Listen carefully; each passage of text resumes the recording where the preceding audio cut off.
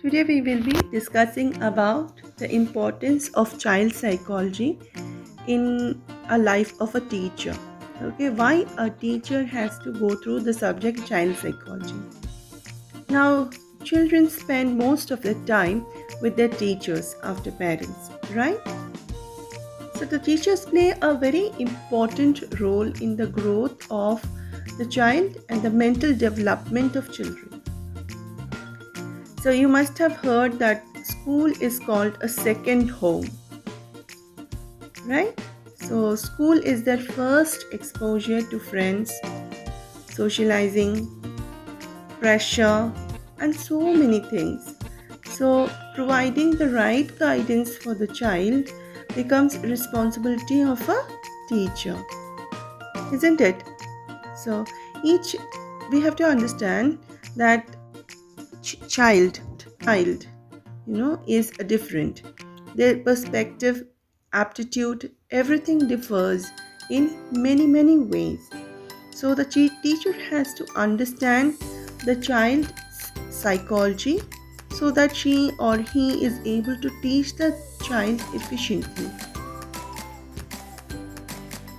Child psychology for teachers helps them to understand and comprehend the child.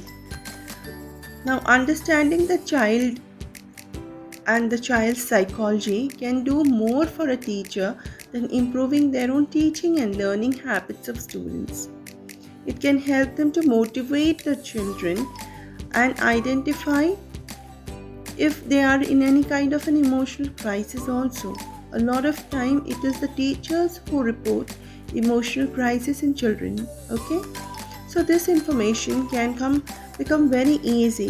The teacher will be able to know all these if she is aware about the subject child psychology. So we all understand that mental health is a very essential part of child's overall health, right? So it has a very complex interactive relationship. The mind has a very complex relationship with the physical health also. And everything in a child's life has a direct relationship to the environment.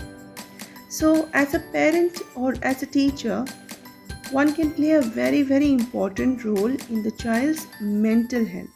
Let me explain this with a very simple example from my own life. So we had a student who usually had complaints of fever before coming to school, and the parents used to take temperature test, and they found that the child usually had fever before the school started, and when they gave him a leave or sick leave, the fever would go off. So many a times we have seen these kind of physical manifestation of emotional issues in children, where they have stomach upset, or they vomit, or they have high temperatures because they want to avoid something. So here the child was wanting to avoid school, and during as the child used to be ready for school, he or she used to manifest high temperatures. So child psychology is very important for parents as well as for teachers to understand many things that goes around with the child. Children spend a lot of time, a major part of their time, either in school or at home. Thus, parents and teachers are the one who tend to have a big impact on their development. They play an important role in shaping the child's attitude and behavior. Parents must create a safe environment at home while helping them build very strong and caring relationship, and teachers should help children and young adults to develop self-esteem and confidence.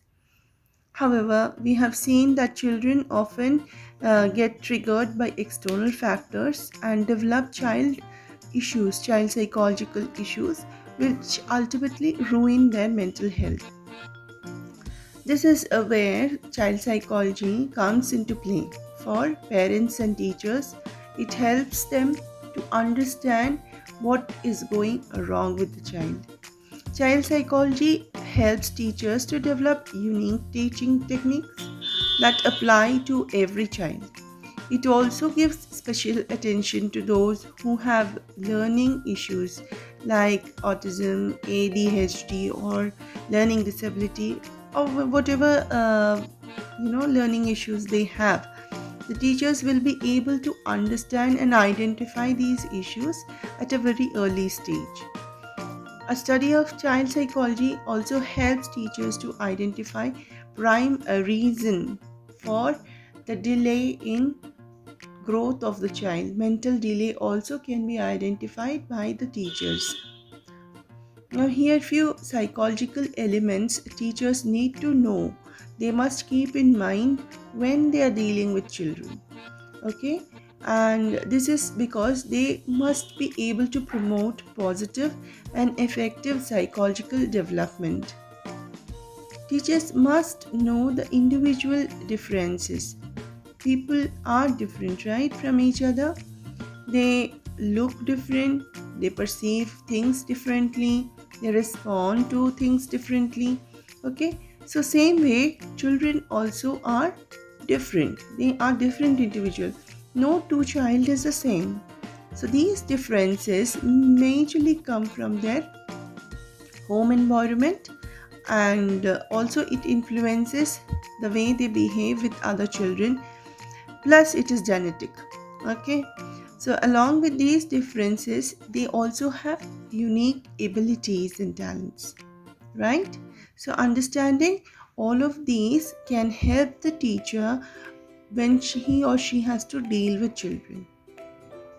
Like we already said, there are many ways of understanding and grasping things. So, a teacher can implement many ways in teaching. For example, the traditional lecture method or writing on the board may be effective for few children, but for some children it may not be. For example, the children who are auditory learners, writing on the board will not work. Okay, so you have to identify these unique learning patterns in children and help them to learn in different unique ways. Okay, now you can see on your screen also that I have mentioned about few methods in which they learn. So you can go through it and we will be dealing with all these later also. Now, child psychology helps us to understand about the reward and punishment techniques. Okay, this can be used by parents also for child's modification, behavior modification. Now, giving a child or a student a reward, especially in a social setup, okay, it encourages the child to behave in a similar track, and punishing them or taking off the reward makes sure that the unwanted behavior is not repeated again. Okay, so these kind of little knowledge of reward and punishment can also help teachers as well as parents to deal with children very efficiently. When we are interacting with children, we have to understand and we have to keep in mind that the way we behave with our children, it has a very in-depth impact on the child. Whether it is a harsh word that you use or a kind word that you use, whether you smile, frown, or how you behave, everything is having a great impact on the child, and the child is learning all this. So we have to understand the brain plasticity of in children, and we have to deal with them very tactfully. Child psychology helps a teacher to identify and address psychological issues in children. Teachers often we see are the first people who are able to identify issues like bullying or child abuse or common psychological difficulties that the child faces in their current environment. See some changes in children, you can, take them as flags, and you can address them in a very positive manner. Some of the examples that you can be seeing is like sudden decrease in academic performance of a very good performer, okay, sitting or spending most of the time on their own, being very quiet, otherwise a talkative child now suddenly has become very quiet, or maybe a very casually behaving child, very sensible child has got suddenly, changed behavior. He has sudden anger outbursts or has aggressive behaviors. These can be flags that a teacher can, address to. Okay. Now, some children, they are not able to make friends also. This also can be a psychological issue. As a teacher, we are not trained counselors, but we can pinpoint, we can find out the changes in the child that we are seeing day in and day out. Okay, so observe them, listen to them, appreciate them, and be with them. If you find out any issues, you should be reporting, you should be addressing these problems with your school counselor. Now, here on your screen, you can see some of the methods by which you can study the child. In my experience, with unbiased mind and a great presence of mind and a very agile thinking, is a very good observer. Children lack a lot of experience, they lack a lot of vocabulary also. They do not understand what is right, what is wrong. A child often fails to understand the meaning of many questions that we ask them.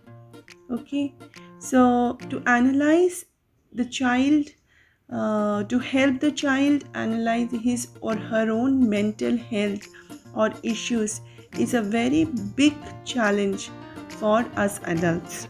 Knowledge of child psychology, along with other examples that we would be studying, will help you to understand and deal with issues that you face in children in your classroom or your clinic. Screen you will be seeing now scope of child psychology. Please make a note of it. In our next class, we will be looking into various stages of development in a child.